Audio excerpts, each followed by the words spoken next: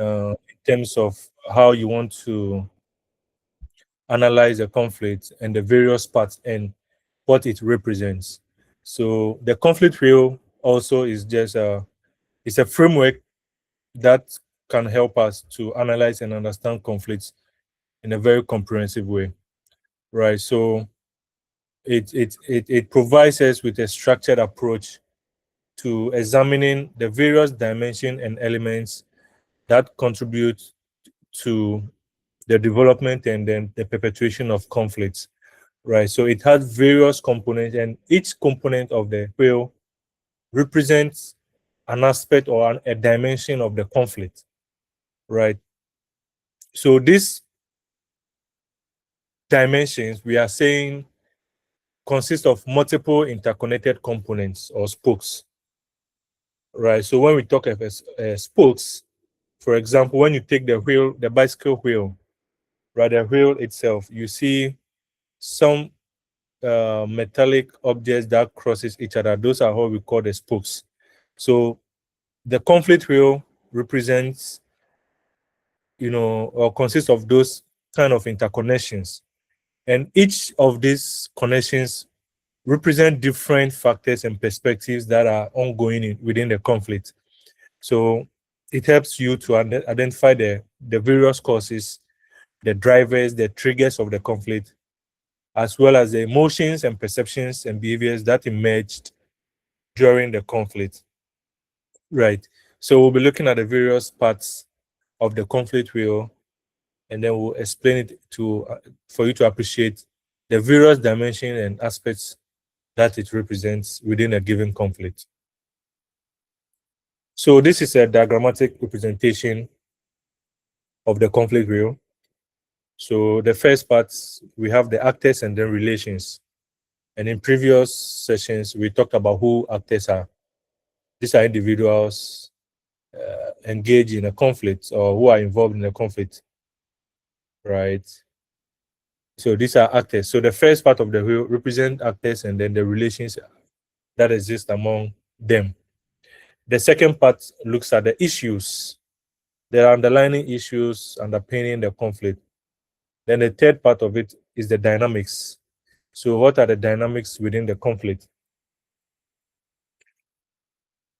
The dynamics at play within the conflict. Then also we have the context or the structures. Then we have the causation, and then the options or the strategies. So let's look at the details of each of these various parts and then what it represents for a conflict, and then how it contributes to conflict analysis. Right. So the first part of it is the actors and then the relationships. So the actors, basically, like we've mentioned over and over again, are the individuals, the organizations, or stakeholders who are involved within a dispute or a conflict. Right. So they are referred to as conflict parties if they are actively participating in the dispute. Right. So the individuals. But third parties are those who are not directly involved in the conflict, right? So the third parties could be stakeholders, right? So we talked about the National Peace Council, the security agencies. They can become third parties if they are not directly involved within the conflict. So sometimes third parties are there, to play a key role in dealing or resolving the conflict, right? So stakeholders have no interest in the outcome of the conflict, so they do not actively participate in it. So in a given conflict where, for example, we have the National Peace Council in there to mediate, I mean, the National Peace Council, they do not have any interest or whatsoever in the outcome of whatever conflict that is going on. For them, all they seek to do is to probably make sure that the conflict is resolved and then there is peace, right?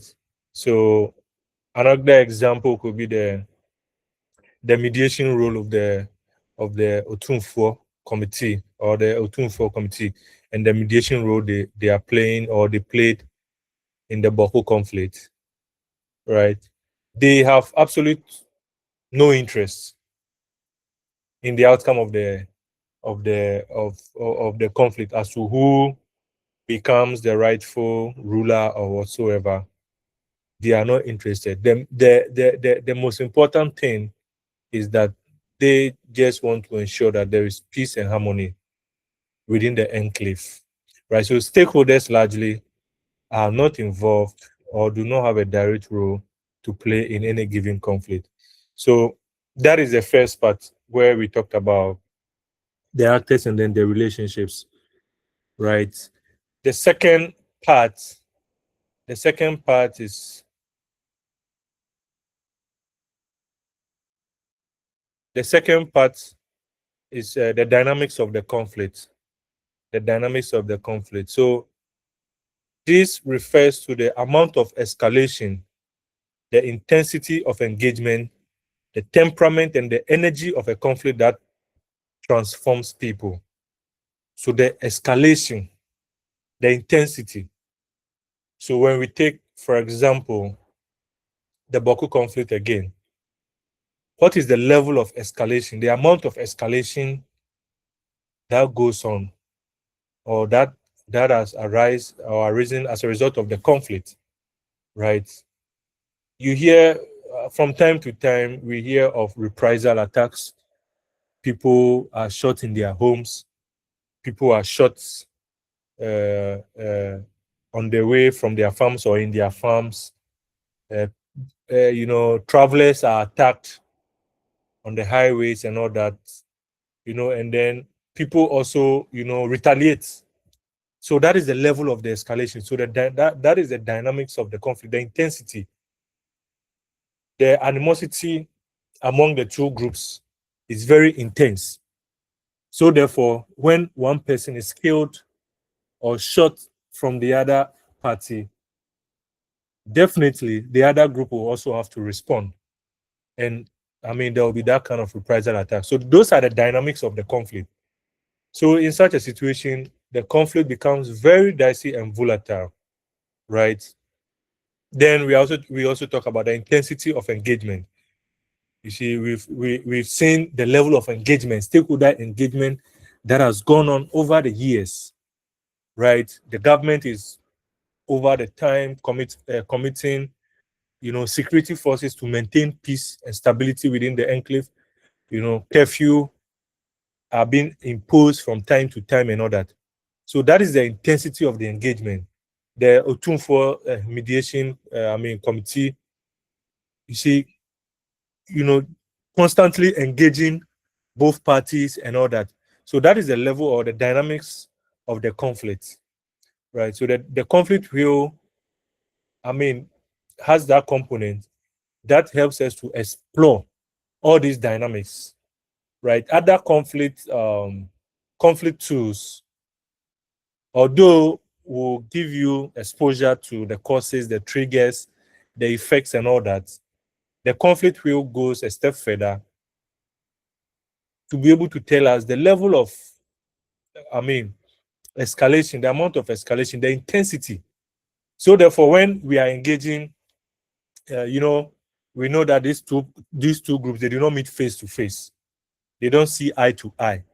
So when we want to engage with these groups of people, sometimes we have to take certain steps or measures to ensure that we do not bring them together in one place. That will even escalate the situation the more. So what sometimes you can do as a mediator or as an arbitrator is that maybe you meet each group separately.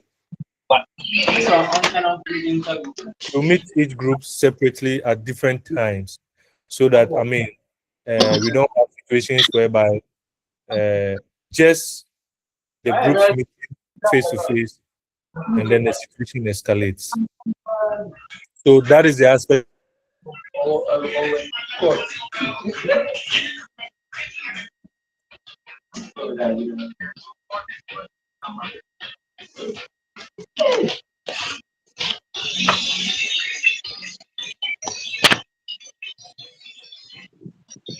Rachel, please mute yourself.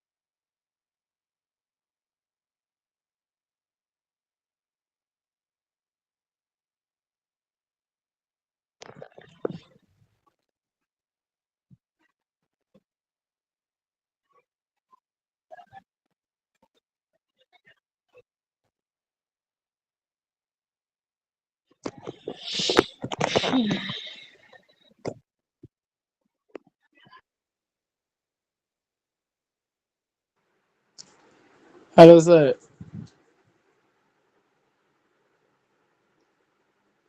Sir, we can't hear you if you are online. Sir, please, you are on mute. You have muted yourself.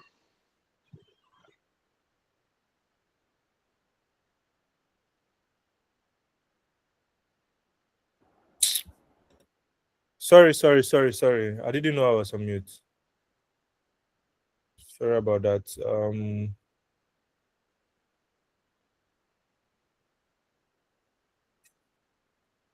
Yeah, can you hear me now? Yes, sir. Yes, please. Please, sir. Yeah. So did you? Yes. So where did you lost me? I thought you hear that part. Yeah. I think the dynamics of a conflict, Did you hear that part, or that was where you lost me? and I think we were at that place. All right.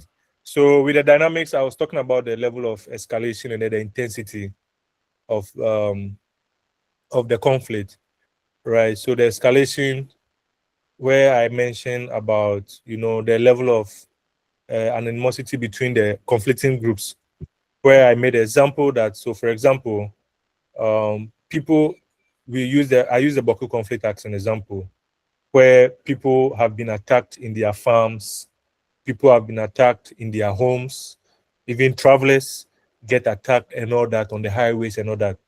So therefore, I mean, the temperament, the atmosphere surrounding the conflict itself becomes very intense, so that when one group is attacked, definitely the other group will also want to retaliate.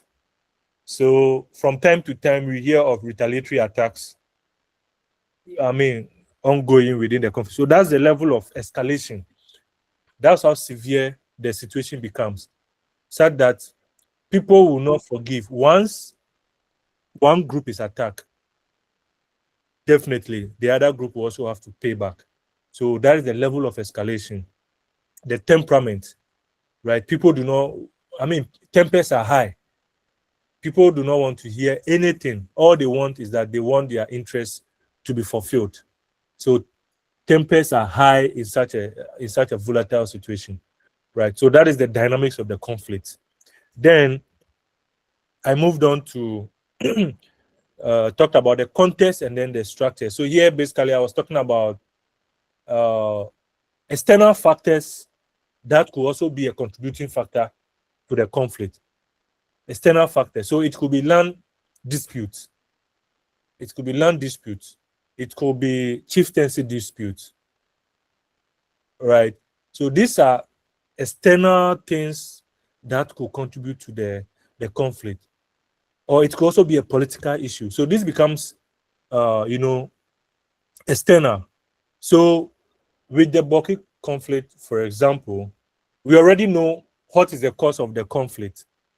But external to the conflict is the issue of politics. And we've all heard it over and over again, where there's a belief that one group or a political group largely is affiliated to one conflicting group, and the other political party is also affiliated to the other group, right? So this becomes an external factor, which is also contributing to the conflict in a way. Then, people will not trust whatever the government will do. So, for example, as NDC is in power now, the Mamprosis will not trust the government in dealing with the situation in any way, because they believe that the government, in a way, is aligned to the Kusasis, right?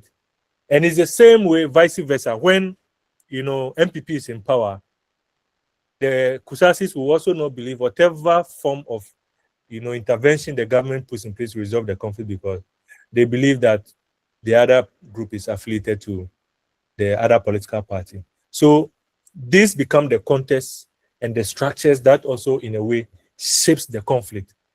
Then the next component or element is causation, right? Causation. So here, a lot of factors or multiple issues can bring about the conflict. So conflict, a given conflict cannot come about as a result of one issue, right? There could be so many underlying issues that can, bring about a conflict, right? So beneath every conflict or underneath every conflict, there are multiple factors that could bring about this conflict. And so largely we talked about triggers, underlying triggers, and all that. All these are issues that can cause a conflict to occur. Then we also have the options and then strategies. Options and strategies. So here we are looking at the resolution strategies, the techniques that can be implemented to make sure that the conflict is de-escalated or the conflict is resolved. So what are the strategies that could be put in place to address the conflict? So the conflict wheel has all these various parts, and each of these various parts has various elements underneath it to help you analyze the conflict, right? So we've looked at the actors who are involved. We have looked at the dynamics, the structures. What are the causes? Having identified all this, what are the strategies that can be put in place to address the conflict, right? That is what the conflict wheel is about. Then, what are the benefits of using the conflict wheel to analyze your conflict, right? So it helps us to understand the complexity of any given conflict. So taking into consideration the various elements we've looked at, these are complex issues. So the conflict wheel will help us to understand all these issues as a whole, right? And then it also helps us to identify underlying issues that may be fueling the conflict. So here we can link it to the context or the structures. What are the underlying issues? What are the internal and external issues that is driving the conflict? And then also finding solutions, right? So you've looked at a multiplicity of issues that is driving a conflict to take place, right? The wheel, having helped you explore all these factors, will be able to tell you what kind of solutions or strategies you can implement or put in place to address the conflict. And then it also helps us to develop communication skills, right? Communication skills, because it emphasizes the importance of communication resolving conflict. So let's not forget that in all these things, I mean, you are going to talk to people, you are going to talk to actors, you are going to talk to stakeholders, right? To identify strategies that can be implemented, to address the conflict. So this in itself helps you to communicate with your actors and then stakeholders, and then also helps in preventing future conflicts. Because at the end of the day, you are going to implement strategies and options that will be beneficial for both parties or actors who are involved in a conflict. So once each and every one is on board, everyone is spoken to, they've all talked about their interests, their needs, and then what they feel can be done. And all this are taken into consideration. And if any intervention is made, definitely all actors and stakeholders involved will agree to, whatever decision that is put in place. So therefore, in a way, it's helping to prevent conflict in itself, right? So we go back to the Otunfo committee, and we see that one party is not in favor of whatever decision that was made. The chances and the likelihood that the situation will escalate and people will be killed is high. So therefore, I mean, the tendency that the conflict will spark up again, I mean, it's high. This is not, this is not doomsaying, but if people are not happy and people do not agree to the final decision that has been made, the tendency that the situation will escalate, is there, right? So these are the benefits of using the conflict tool. Please, any question?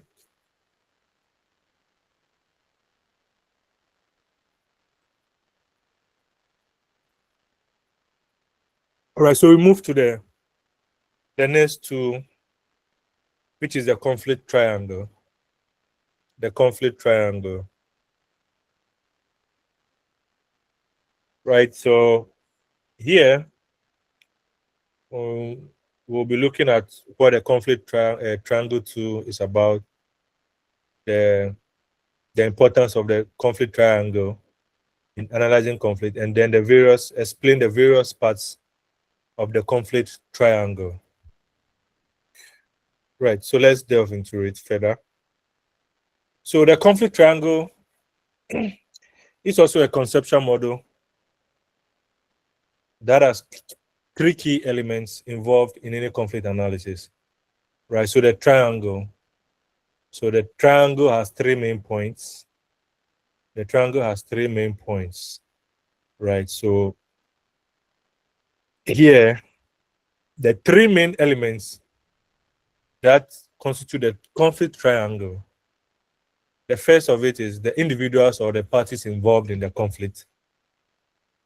The second element are the issues or interests at stake. And then the third element is the power dynamics between the parties who are involved in the conflict. Right. So the conflict triangle here helps us to analyze and understand the dynamics of a conflict and the relationships between the different components.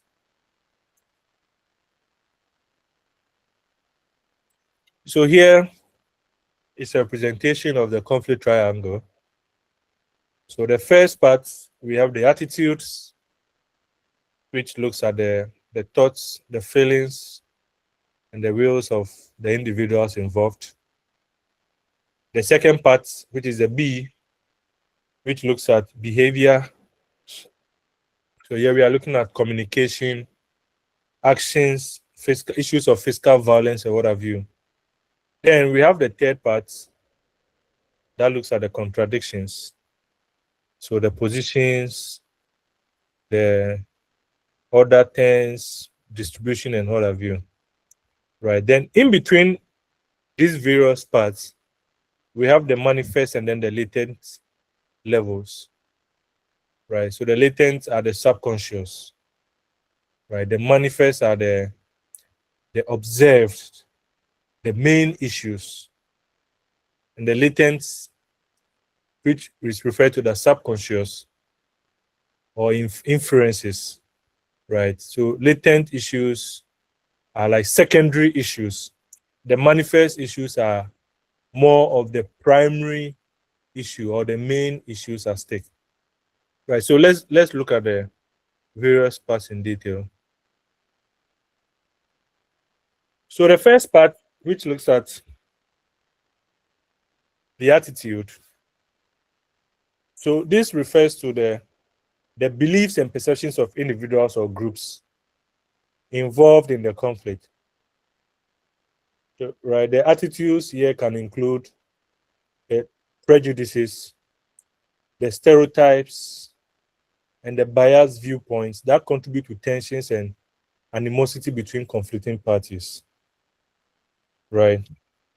So, for example, when you take any given conflict or any given situation, right, people have their stereotypes. People have stereotypes.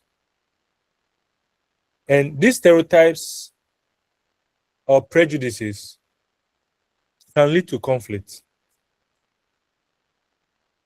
So, for example, there's something that is going on, which personally for me, I do not like, and I do not buy into that narrative, because the danger in that stereotype and prejudice is that it can lead to conflict, and it has led to conflicts, or is actively fueling conflict in some parts of the sub-region. So, for example, there are some people who make comments like, "Oh, a Muslim cannot be a president." Or in Ghana, I mean, Christians are about 70-something%, and Muslims are about 14% or 15% or whatever, and that Muslims cannot be president in Ghana, or a Muslim cannot be a president. For me, such a situation is very dangerous and very stereotypical.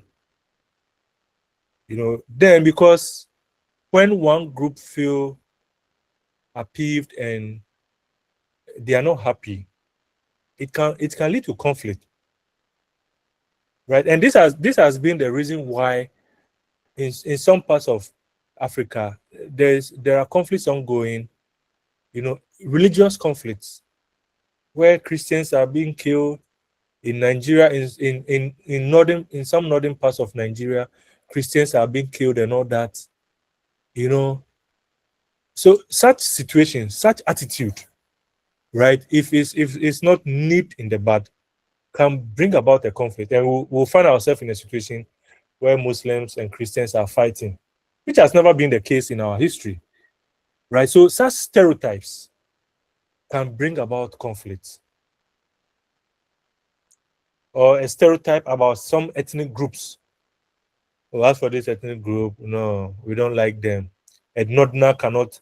So, for example, a Northerner, those times there used to be some stereotype that a Northerner can never be a presidential candidate within the NPP, right? All these are stereotypes, and I mean, can result to conflict. So these are some of the attitudes we are talking about, right? Biased viewpoint. People are biased when it comes to, maybe.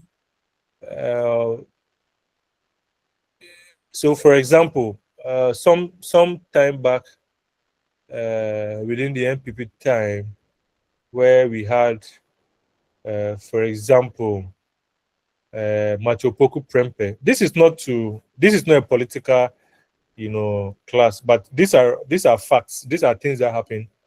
So And for people should not educational purposes. yes, and for educational purpose. So people should not take it in any way. But I'm just trying to set examples of how some stereotypical statements and prejudice can bring about conflict. So, for example, sometime within the MPP, I don't know whether it's 2023 or 22 budget, when some comments were made in Parliament, and when the budget was read, there was I don't know, allegedly, the opposition then made a point that the voter region was excluded in the budget. So in terms of infrastructure development, roads and all that, they were excluded. And then running mate of Baumia, Dr. Baumia, when he was an MP, before he became a running mate, and then he made a statement that no, if the government commits fund I think it was during the Akosombo Dam spillage.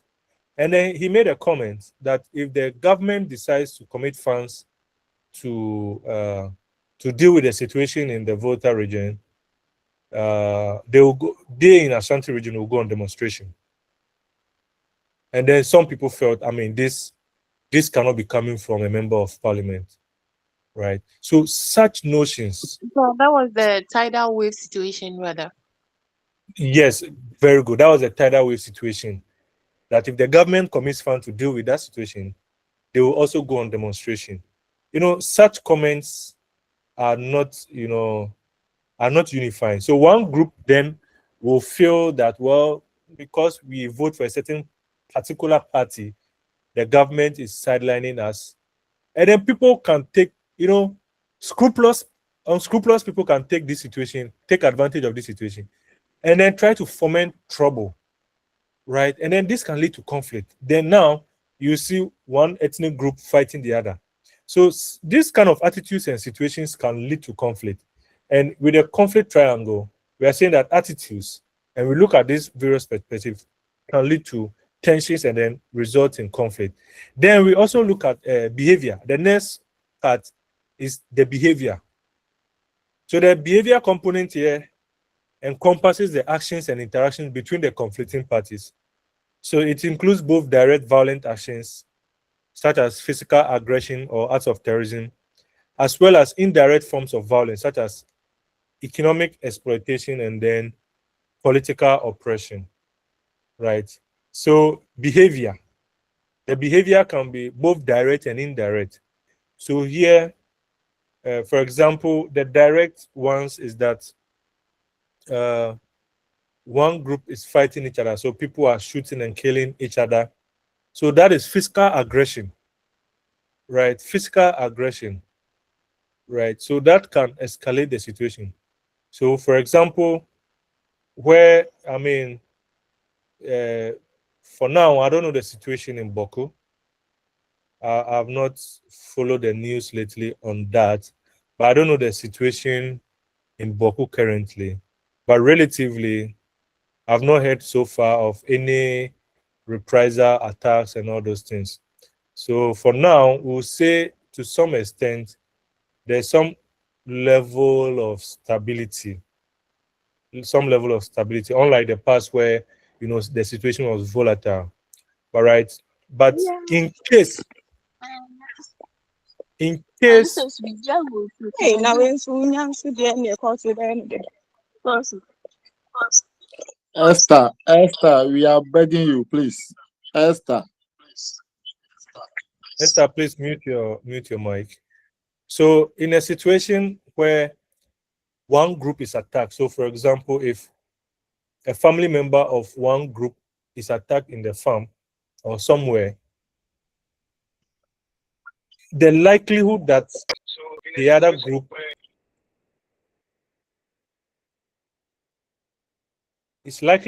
group will definitely retaliate. So that becomes acts of aggression, physical aggression towards each other, and that could escalate the situation, right? But the indirects could be, so for example, let's say Ghana and our neighbors up north, let's say Burkina. Ghana and Burkina is fighting. We are fighting each other. And you know, most of our water sources, especially the Volta River, majority of the source or its major source are also coming from some parts of Burkina and then also Cote d'Ivoire, right? And then Ghana and Burkina, we are in a conflict, and then Burkina decides that, okay, well, we are going to build a dam across the Volta River, which takes its source from our country, and then we cannot get water to feed into our Akosombo Dam downstream. So that becomes a form of economic, you know, exploitation or, you know, oppression. Then we cannot get light to, you know, water to power the dam to be able to get light to feed our industries and then domestic use. So those are indirect forms of, you know, aggression. Another example is the Russia-Ukraine war, and where constantly in the news we hear that Russia is deliberately targeting energy infrastructure, electricity infrastructure, especially when the winter is coming close. You know, during the winter, people need electricity to warm themselves. You know, their heaters and all those things and that. So Russia deliberately target this energy infrastructure so that they can punish the Ukrainian people. So these are indirect forms of, you know, aggression. So the behavior in this regard can take these two major forms. So it can be direct and indirect. And then also the third component is the contradiction. So this represents the underlying structural or systemic conditions that give rise to the conflict. So these contradictions can be social, economic, political, cultural, or ideological, right? So ideologically, we are not aligned. Ideologically, we are not aligned. So you belong to, or you belong to the NDC, who ideologically, I believe, to lean towards the socialist, right? And then the MPP, who ideologically I also believe to align to the capitalist, right? So these two opposing ideological inclinations can result in conflict, right? And across the globe, we find that, you know, the United States has been fighting a lot of countries that do not seem to have that kind of, you know, democracy practice in their country. So if you are a socialist, if you're a country that believe in the ideas of socialism or communism, right?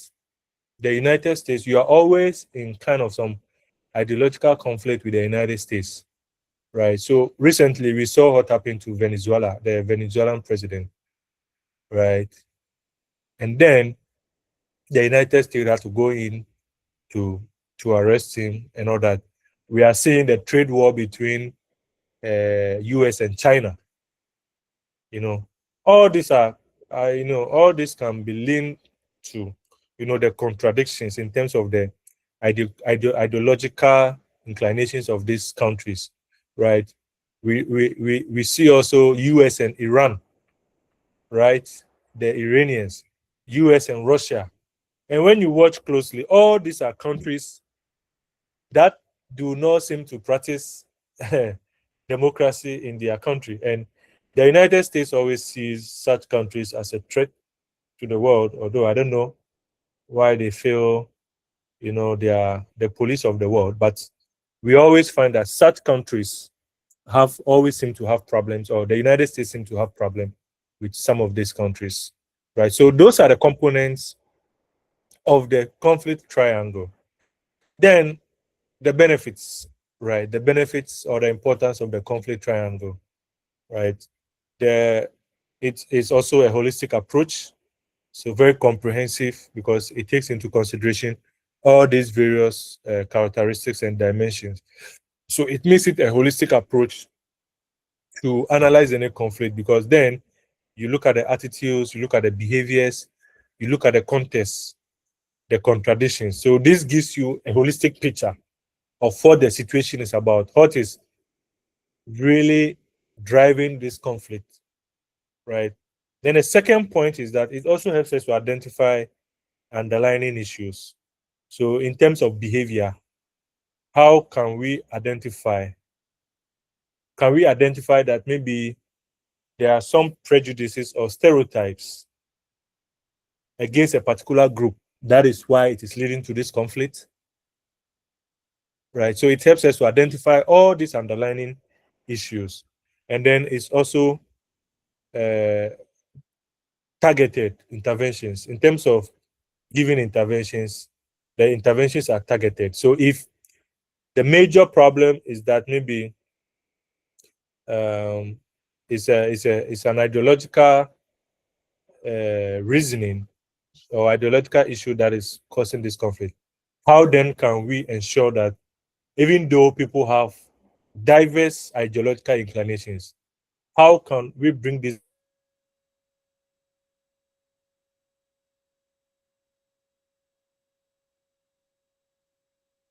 people together so that because of stereotype, because of prejudice, what can we do to ensure that this marginalized group do not continue to feel marginalized? They are brought on board to also feel that sense of belonging, right? That sense of belonging to kind of avert any form of, hatred or bitterness against one other group, right? So the interventions then becomes targeted. So we focus on the salient issues that are kind of propelling the conflict, and then we address it once and for all. Also, we improve communication definitely, because we'll be talking to various groups, various actors, various stakeholders. So in your communication becomes improved because then you are talking to diverse groups of individuals, right? So communication becomes improved. And then also, same like the others, it helps to prevent future conflicts. It helps to prevent future conflicts. Right. So this is a summary of the session. Right. So we've looked at the framework of the conceptual conflict triangle and the various parts and how those various parts play a role in contributing to a conflict. Right. So please, any question at this point? I don't know if okay, we show the image of the conflict triangle. All right. So the next, any question at this point, please? If you don't understand anything or you need clarification, you can let me know. So the next point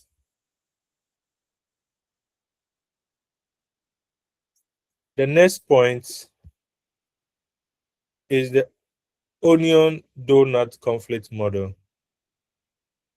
The onion donut conflict model. So the onion donut. So I mean the name should give you a clue or an idea as to what the two will look like. So when you take the onion and you slice it into two equal parts, right? When you open it up, you see that the onion consists of various layers of rings. So in the form of a ring, various layers, right? When you take a donut also, and when you split it up, it also has various layers, right? So basically that is a graphical representation of what the tool seeks to do. So we'll delve into it and look at what the various parts are and what role they play in terms of analyzing a conflict. So the onion donut conflict model here basically refers to a conceptual framework that helps us to understand the multidimensional nature of conflicts. So it visualizes conflict as layered structures similar to the rings of an onion or the layers of a donut.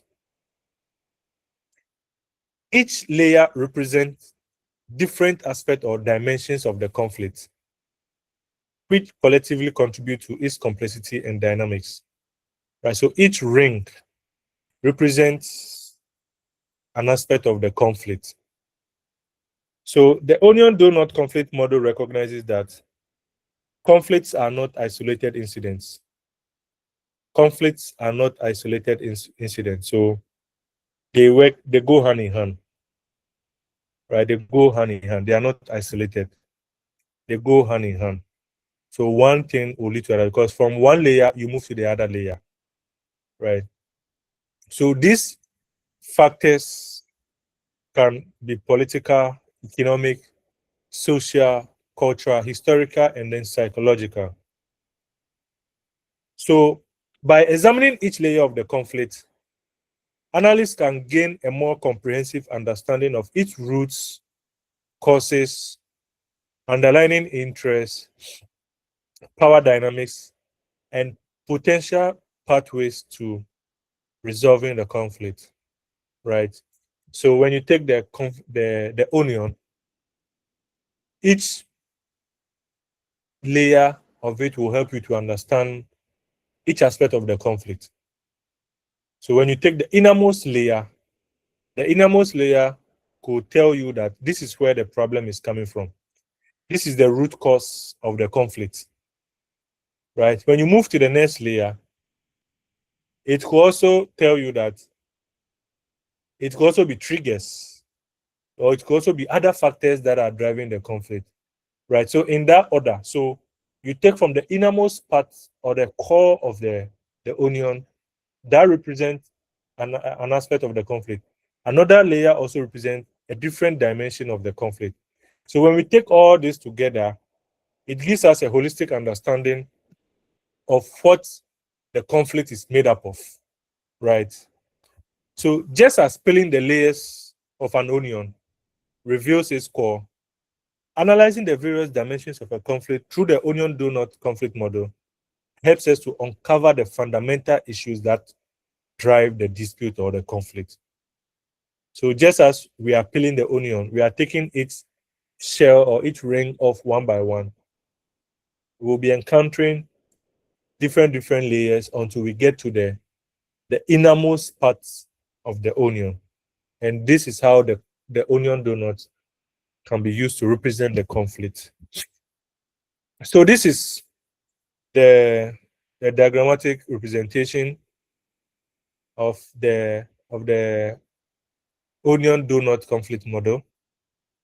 Right. So a conflict can arise as a result of what people think they have to have, the needs of people, right? The needs of people, what people must have. So what people must have. So individuals must have a good job, good income, good healthcare, good education, access to healthcare. These are things people must naturally have. Those are their needs, right? Those are the basic needs or necessities of life. We need food, water, right? So Galamsey has destroyed a lot of river bodies across the country. So our sense of livelihood in terms of access to water is threatened because then we cannot get good access to good drinking water, for industrial and then domestic purposes, right? We should have all those things. But what is the reality? People have various interests. What people really want. So what people really want might differ from one person to the other. So some people, what they really want is that maybe they want a good job. And then all other things they can take care of themselves in that regard. Others too want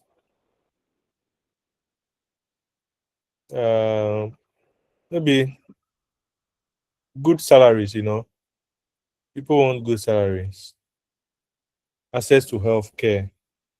What people really want. So in Ghana, for example, what a lot of Ghanaians are clamoring for is that what Ghanaians really want is that we want good roads, water, jobs, employment. Right? Employment. So those are our interests. But each and every individual has their position. What people say they want. So right now, if we ask that, what do you really want? What you mention will be different from the other, right? And these things can lead to conflict.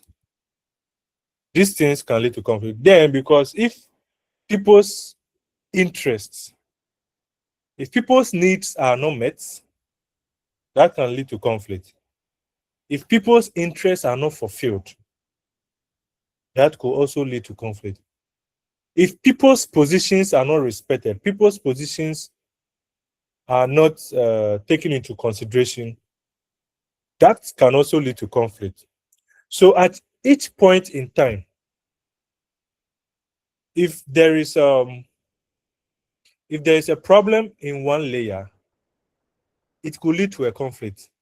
So these dimensions that we are talking about, they must go hand in hand, right? So if people say they want something and it's not done for them, that could be an avenue that results in conflict, right? What are people's position? What people say they want? What people say they want? What do people say they want that has not been fulfilled? If what they say they want is not fulfilled, that could also lead to conflict. And if their needs are also not fulfilled, that could also lead to conflict. So basically, this is how the conflict model of the onion and donut looks like. People have needs, people have interests, and people have positions that must be fulfilled. If any of this is not fulfilled, that could result in conflict. Simply, that's what the onion donuts model is about. So then, what are the benefits, right? It helps us to understand the complexity of a conflict.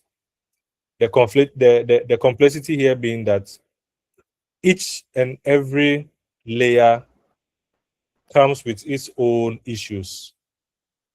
Every layer has an issue. So then it helps us to understand holistically that for a conflict not to arise, people's needs must be fulfilled. People's interests must also be fulfilled, and people's positions must be adhered to. Right? So all these different layers, when we are using this model to analyze the conflict, we tend to appreciate all these various dimensions. Right? So it gives us a holistic understanding of the conflict through these three dimensions. And then it also helps us to identify underlying issues. So the underlying issues here could be at the center, the needs. What are what are the needs of the actors or the stakeholders that has not been fulfilled? That is keeping the conflict ongoing. So in the case of the Boku conflict, what are the needs of the people? What do the people say they need? that has not been done, which is still fueling the conflict. What are their positions and what are their interests? One group is saying that this is the rightful ruler. The other group has a different position, right? So it helps us to identify all these underlying issues. So then again, it gives you that kind of complete picture about the whole situation. And then development of empathy. So it helps us to look at conflict from multiple perspectives, which can help us to develop empathy and understanding for the parties involved. So empathy. So we empathize with the people. So if people's needs have not been fulfilled, and as a result of that, that has led to a conflict. And through our investigation, we identify that because their needs were not fulfilled. So it in a way it helps, it gives them that sense of empathy. We empathize with the people. So we've been in this country where in some situations people have demonstrated against various government because of bad roads. People say they need good roads. Fix the roads for them. You know, people will have to wake up at 4 a.m. just to get to work, just because they want to beat the traffic because of the bad road. So if people are constantly complaining about bad roads and how this is affecting their businesses and all that, I mean, it helps us to empathize with them. So it's like you put yourself in their position to see if it were you, how will you feel? So it gives you that kind of empathy, right? And then it also helps us to develop creative solutions. So what kind of solution can we develop to deal with the situation? So it helps us to create some solutions to quickly fix the problem or minimize the impacts or the effects of the conflict, right? And then also it helps in improving communication. So these are some of the benefits of the onion donut conflict model. Please, any question?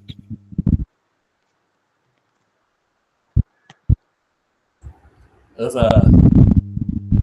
Yes, go ahead. so, for example, people demonstrating for bad roads, it fall under the position or interest. Please, your line was breaking up, so I couldn't hear you. Hello, sir, can you hear me? Yes, I can hear you now. About the position and interest. Yes. Yes, sir. So let's say people demonstrating for bad roads. Yeah. Will it fall under position or interest? Well, people demonstrating for bad road will fall under the need. Right. So let's come back here. Yes, sir. So people demonstrating for bad roads. Roads are something that we should have. They are basic things that people need for survival and economic growth and all that. But they do not have that. Right. So for example, the roads have not been good for quite a long time. People have been demonstrating, blocking roads and all that. Still, the government is not fixing the road for them. So then they go on demonstration. They block the roads. That escalates. So from there, the need. So now the people make a position that, well, if you don't fix our road, no car will pass. And I think it happened sometime in Ashaiman. I don't remember the exact year, but some time ago, similar thing happened in Ashaiman, and major roads leading to Accra were blocked. So the road was blocked from the Ashama roundabout end, joining the motorway. So those who were joining the motorway from Ashama roundabout end to go to Accra, the road was blocked. Those who were joining from the Ashama overpass to Tema and Accra, to Accra, that road was also blocked. So now people said they need this, and that has not been done. So they took a position. They took a position that if you don't fix our road, today no car will travel to Accra. And it was a very serious issue at the time. So it took the government. So I think that was John Mohammed's time or so. Yeah. Quickly, they had to mobilize to fix the road in Ashaiman. And the road was fixed. So then it escalates to, so it can escalate depending on which angle you are looking at it from. Right. So they took an entrenched position that if you don't fix our roads, no car will commute from any side from Ashama to go to Accra. And workers were stranded, you know. But before they take that position, definitely they'll have an interest. The interest could be that maybe somebody has a business that is close to the roadside. But because the road is not good, your customers and consumers cannot commute on that bad road to come and transact business with you. So already you have an interest. You understand? So you have an interest. So once that interest is not being fulfilled by the fact that the roads are not good and you are not getting customers, then you tend to take a position. And so the position here becomes where they take an entrenched stand that if you don't do this for us, I mean, we are not going to do this. And that is why sometimes when you see during election time, that is when, you know, people take entrenched positions that if you don't fix our road, we will not vote for you. No light, no vote, no roads, no vote. You know, those things are positions, but within that, there are interests, because some people now come and say, well, the road was, construction began and then it was stopped. So the dust is killing us. The dust is disturbing us and all that. We cannot open our businesses because of the dust and all that. So it works hand in hand. So it may begin from needs, and then it can escalate to interest. Then people take, you know, positions. Because if people do not have interest, I mean, they do not take any entrenched position or do not take sides. You know, so yeah, it works through. So that is when then it results to a conflict, because then now if their interests are not met and they take a position and the positions are not adhered to or are not respected, it can lead to conflict. Right, so that is how it works.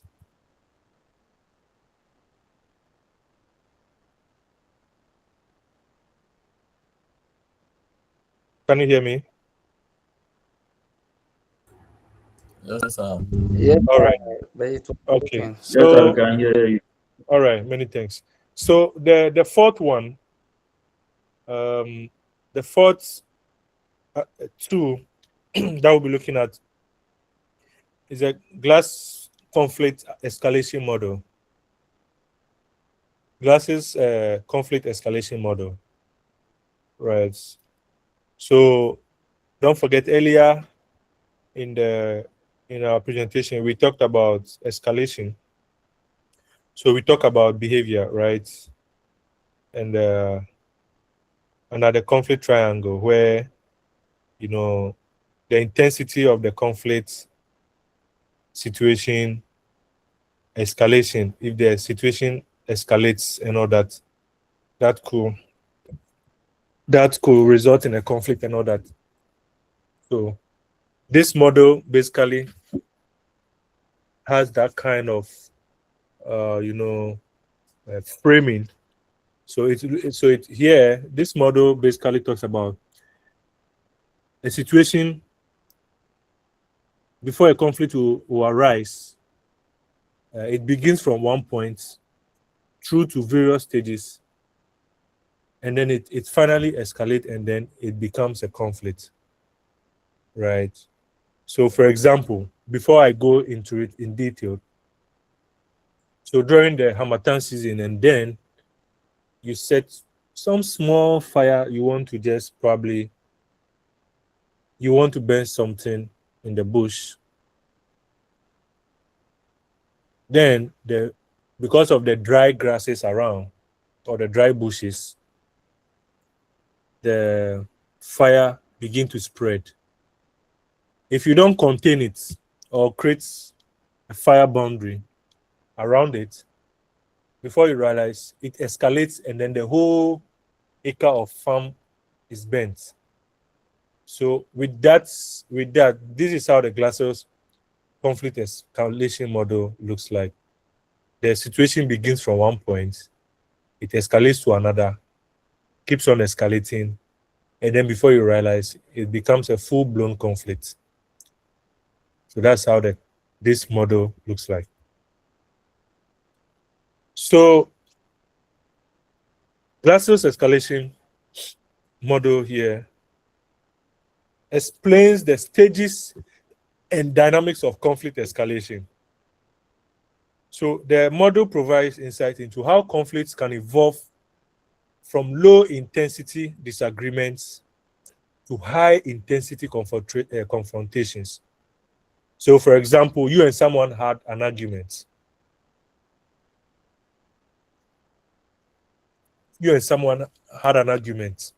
Probably football argument, and you people are arguing. Oh, your team doesn't play well. My team plays well, and that little football argument, and then one person slaps the other. Because sometimes people can tease you, and if you're not careful, you get angry. So, through that football argument, you slap the one you're arguing with, and then the person also retaliates and slaps you back. So now the situation has escalated from that point. Then each and everyone's friend, so your friend will come and join you to fight off the other person. The other person to his friends being around, or the people he supports the same team with, will come and support him, and then they'll fight you. Then before you realize, it becomes a full-blown, fight. And a lot of people will be fighting, and then there'll be cutlasses and machetes and, all those weapons and things. So this is how the conflict escalates. So from low intensity, just because of disagreement. So remember I think somewhere last 2 years or so, where a Kotoko football fan was killed, he was stabbed, and the thing started, very small, just some small arguments, and then it escalated and resulted in the death of the person. So this is what the model is talking about.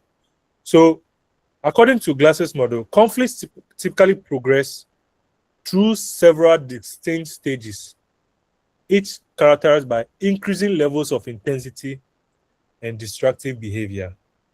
So it starts small, and then it becomes very intense, and then it grows on like that, spills over, and then it becomes a full-blown conflict. So the model identified 9 stages of conflict escalation. 9 stages. The first of it is the hardening stage. The hardening stage. So here,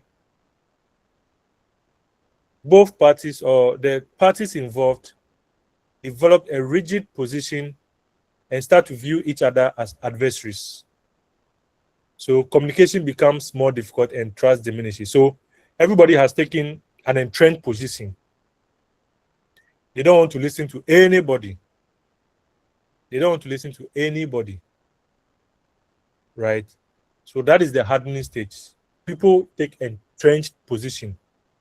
So, I mean, once people have taken an entrenched position, there's no way if you say anything they'll hear or they'll listen. So, communication, there can be no communication because what the stand or the position they've taken is what they've taken. They're standing by it. They are not going to soften their stand, right? So that is how the conflict begins. People becomes entrenched. Then it moves from that stage to either debate or the polemics. So here with the debate or the polemics, the parties engage in a verbal confrontation and arguments. They attempt to prove their own points of view while attacking the other side's position. So just like the football arguments I gave you, right? People are engaged in verbal arguments. Oh, your team, Chaka, your team is not good. You are not good. Then, like that, then they'll be attacking you using insults within the confrontation. So it's a debate. So it has moved from they taking an entrenched position to now verbally attacking each other. Then it moves from actions, not words. So it moves from the verbal confrontation to actions. So here they want each and everyone wants to undermine each other. So this can include sabotage or limited aggression. So here people become confrontational, right? Even though there'll be aggression, but aggression is not that severe, right? So now people they'll begin to push you. So in a football argument, so for example, the person will begin to be pushing you back. Oh, go away, don't touch me, don't come close. They begin to push and then confront each other. So here it has moved from just verbal to a little bit of action, right? Then images and coalitions, right? So people start to form alliances and seek support from others who share their perspective. So now if you have friends who support your team, they'll come and stand behind you and try to be hailing you, and be giving you that kind of moral support, and then the other group will also come and then they start, so it becomes like an alliance, this group against the other, right? So negative stereotypes and enemy images are created to delegitimize the opposing side. So, they'll want to undermine you, right? They want to make sure and undermine you that no, for you, you are not that good. You're like this and you're like that. So people tend to form alliance, right? They form alliance to oppose the other group.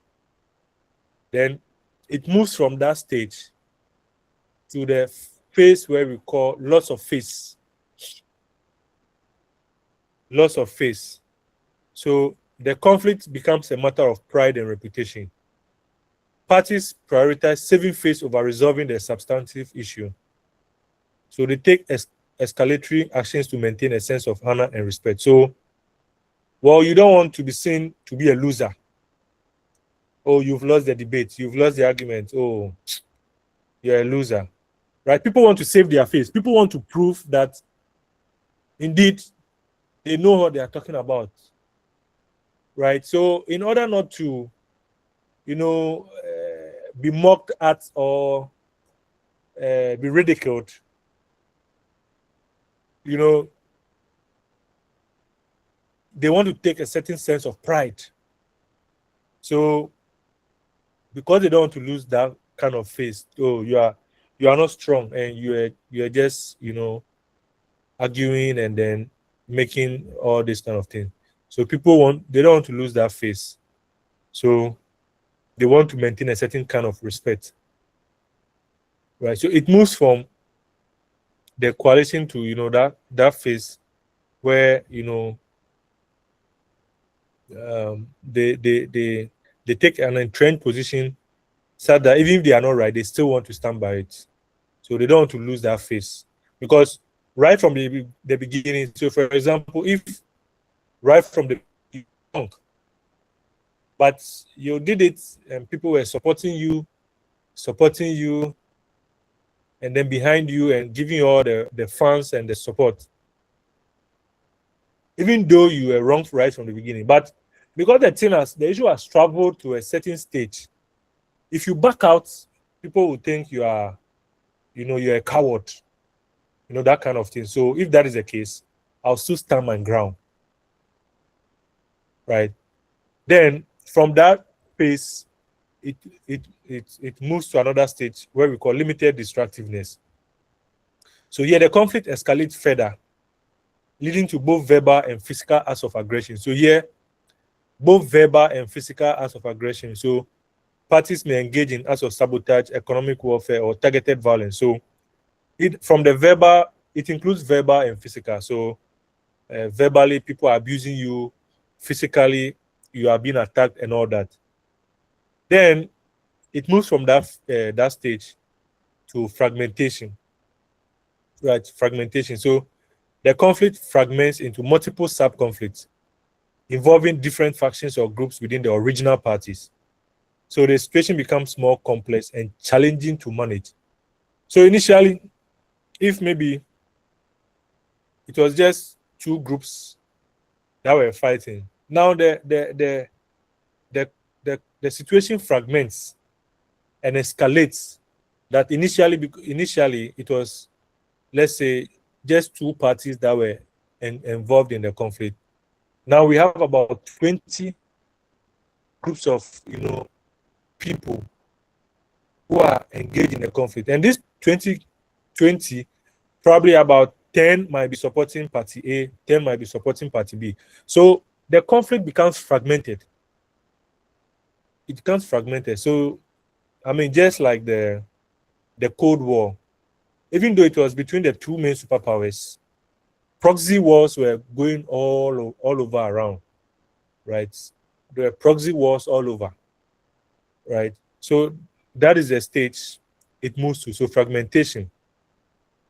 Then the next stage is together into the abyss.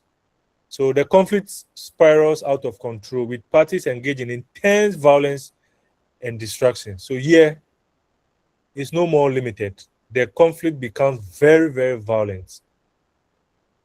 It becomes very, very, very violent. Right? So then the final one is destruction. That is the most severest stage where parties engage in total destruction and annihilation, right? So here, so it can happen that maybe a whole tribe is annihilated, right? So the Rwandan genocide, where some ethnic groups, a lot of people were killed, thousands of people were annihilated, they were like destroyed and all that. So that is the final stage. That is the destruction. A lot of damage has been caused. The whole community has been razed down, right? Over almost all the houses in the communities have been burnt down. Women and children and a lot of people have been killed, So that is how the conflict escalates. So it escalates from just a minute issue, maybe just a simple disagreement between two individuals, and then it became a full-blown conflict, right? That is how it is. However, we should note that it's not every conflict that will travel through all these stages, right? Not every conflict will travel to the last stage.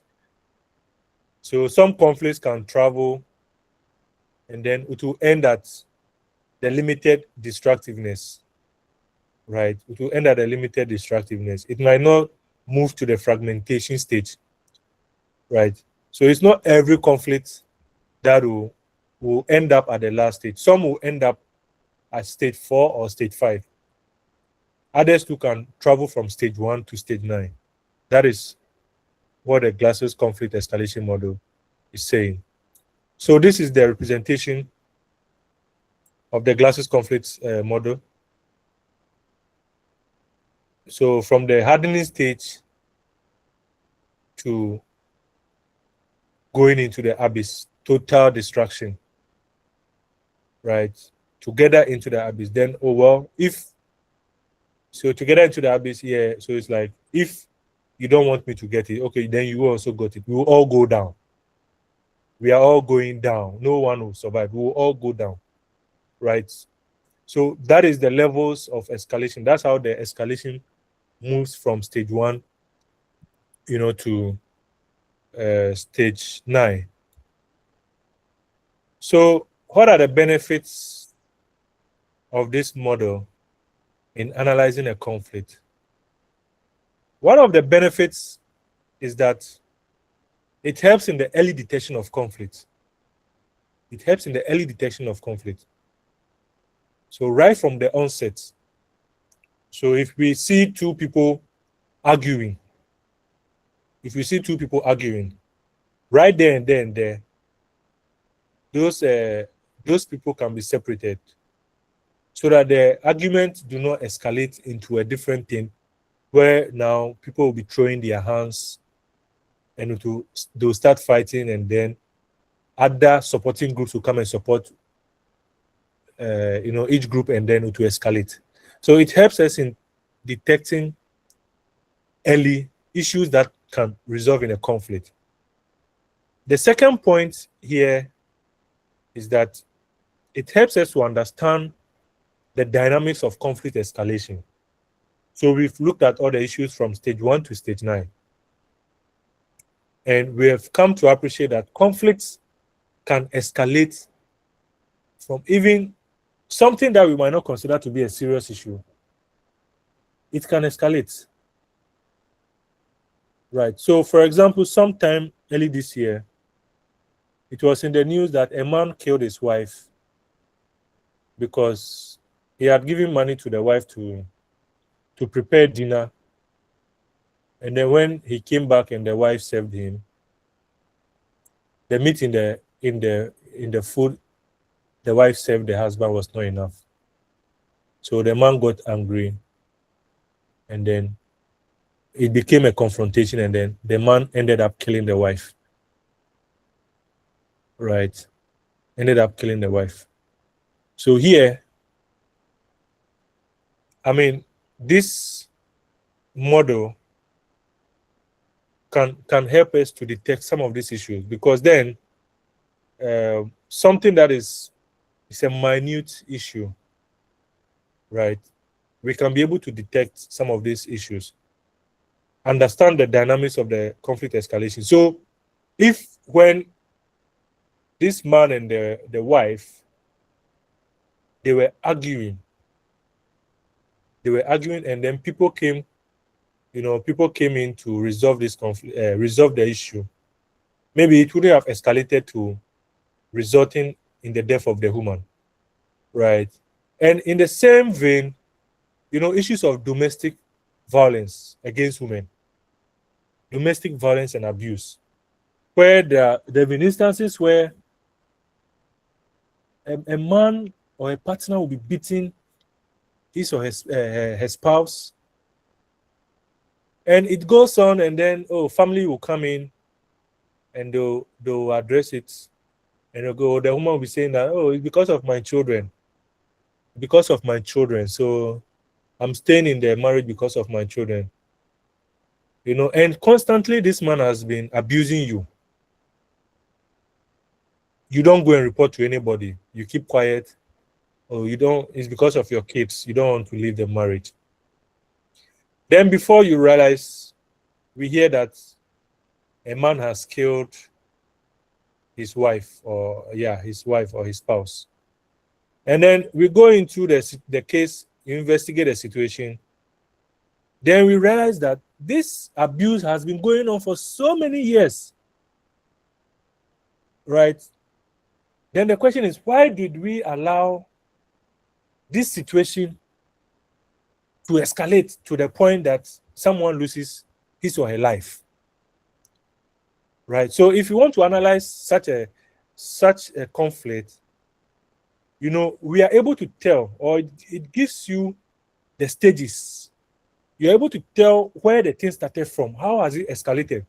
Probably the situation involving the man and the spouse. Maybe it started from verbal abuse. Always the man will be insulting the wife. You are not good. You don't know how to cook. You don't know how to do this. Then it escalates from verbal abuse to physical abuse. Then probably resulting in death.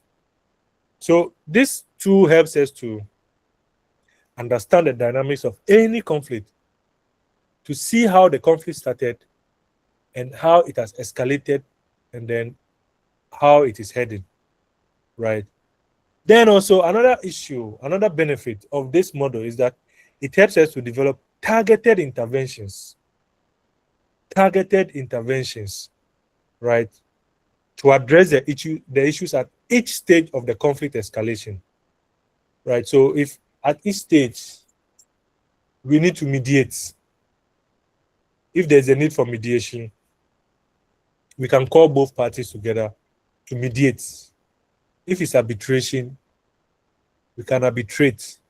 So the model helps us to develop this intervention so that at each stage, however the conflict is escalating to, we know what intervention we can put in place to prevent it from escalating to the next level, right? So that is why in conflict situations, in some parts of the country, if the government sees that, well, one way of not making a situation escalate is to impose a curfew.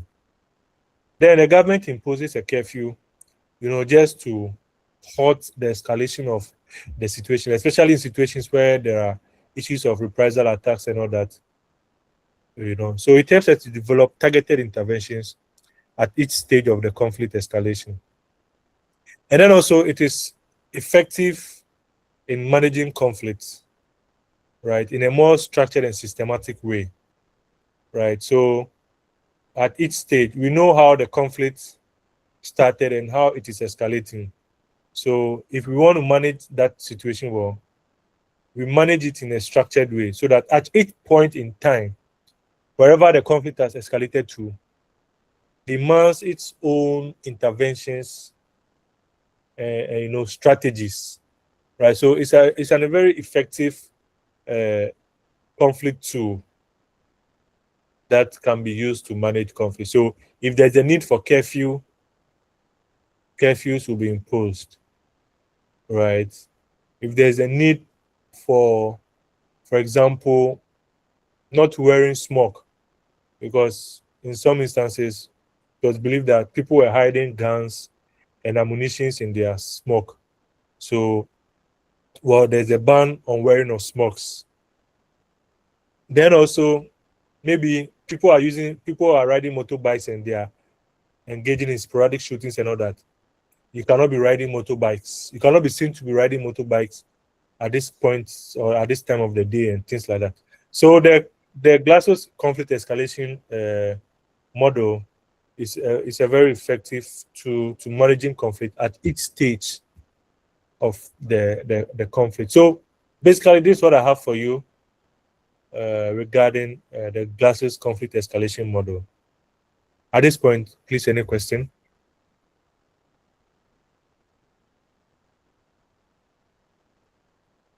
Please, any question? Yes, sir. Yeah.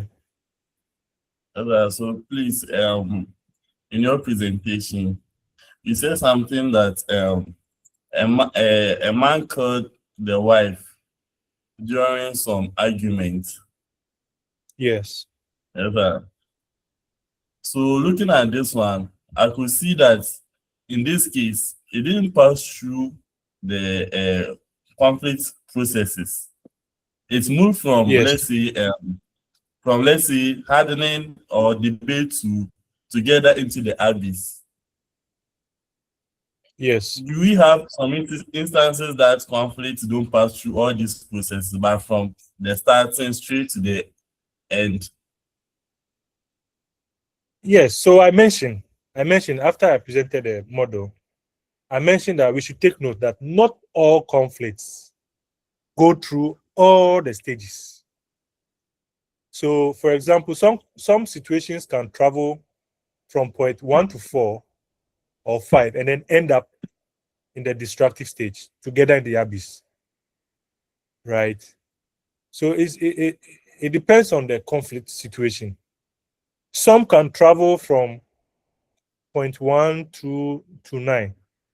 Others can just maybe point stage 1, stage 2, then maybe to stage 8, 9, 10. That is how it is. So not all conflict situations will travel through all these phases before the end. So that should be taken note of.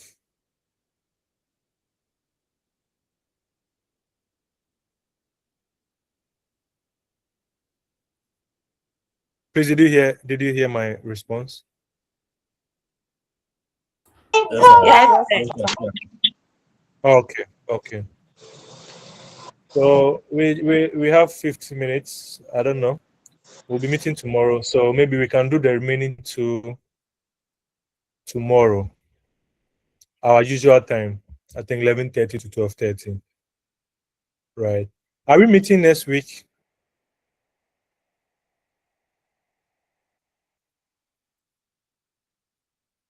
Hello. Hi, sorry, I hear. Are we meeting next week?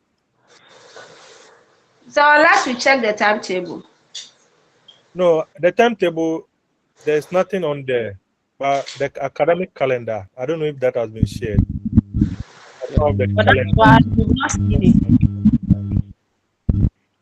Okay, I'll check on that with the office. Okay, sir. Thank you.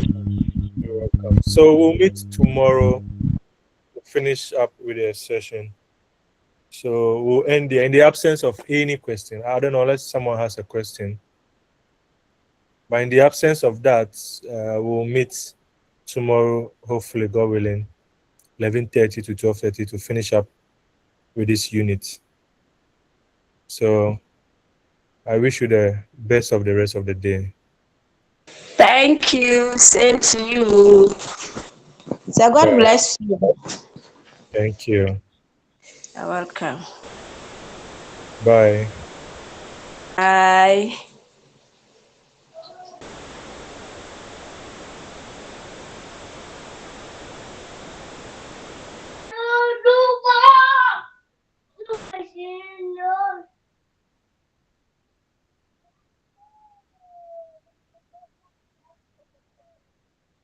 Next week, 14th to 15th will be revision science practicals. Revision on science practicals. Practicals.